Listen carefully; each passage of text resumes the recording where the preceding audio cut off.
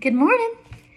It's time for our daily dose of good news. It is August 17th, and we are reading from Genesis 45, verses 1 through 17.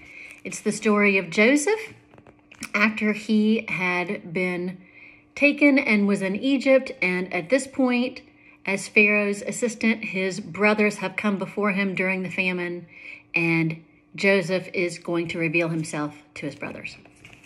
Spoiler alert. Then Joseph could no longer control himself before all those who stood by him, and he cried out, "Send everyone away from me." So no one stayed with him when Joseph made himself known to his brothers. And he wept so loudly that the Egyptians heard it, and the household of Pharaoh heard it.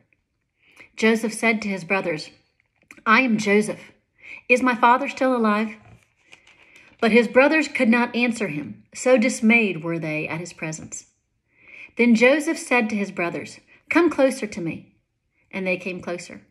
He said, "I am your brother, Joseph, whom you sold into Egypt.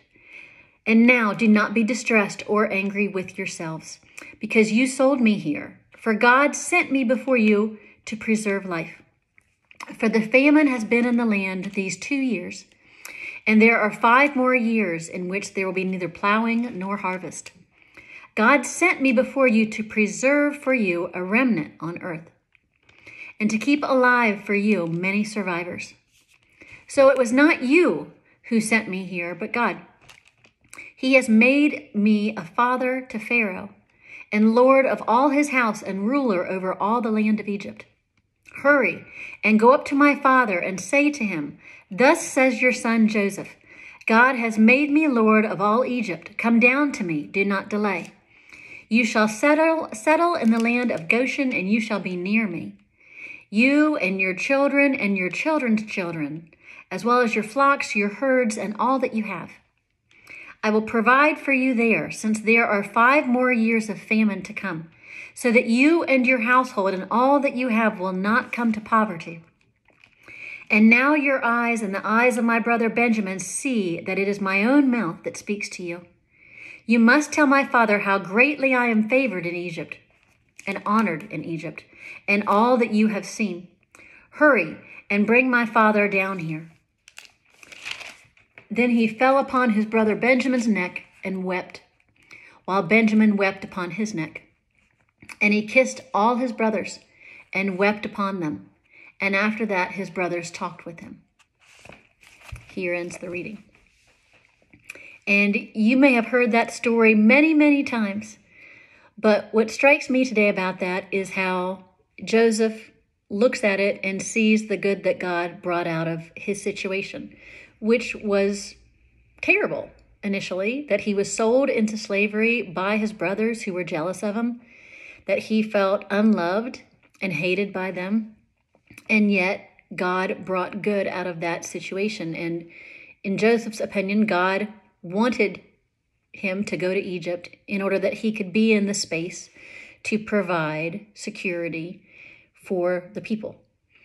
So Joseph was sent ahead in order to save them. And I think it's a good exercise for us to consider our own lives and think about maybe 1 or 2 things that have occurred in your life, which at the time felt devastating, felt tremendously difficult, and that you maybe felt wronged or hurt by those around you, by those who loved you, who you thought loved you. But to take a moment and to reflect upon that and to see, where has God brought good out of that? What has been good that you can credit God for doing in the midst of something that felt tragic and horrifically hard? So often we don't see those things in the current moment at the time that they're happening, only when we look backwards and in hindsight. Just like right now, as I'm sitting here talking to you, you can't see what's behind me, but if I look backwards, oh, look, there's a fridge. But I don't see that until I turn around. Even though it's present and tangibly there, it's not until I look backwards that I see the whole picture. So I encourage you to take some time today to do that, to sit in a quiet space and just reflect on 1 or 2 things that you thought were really difficult in the moment, tremendously hard in the moment, very painful in the moment, and to ask God to show you where God has been in those moments and brought good out of them, and how God has redeemed portions of that for God's good and God's glory, even in the midst of something that was painful for you. So the good news is God is in all our stuff, whether we realize it in the moment or not, and that God is able to bring good out of it as a faithful God to all of us. Enjoy the day, everybody. Bye-bye.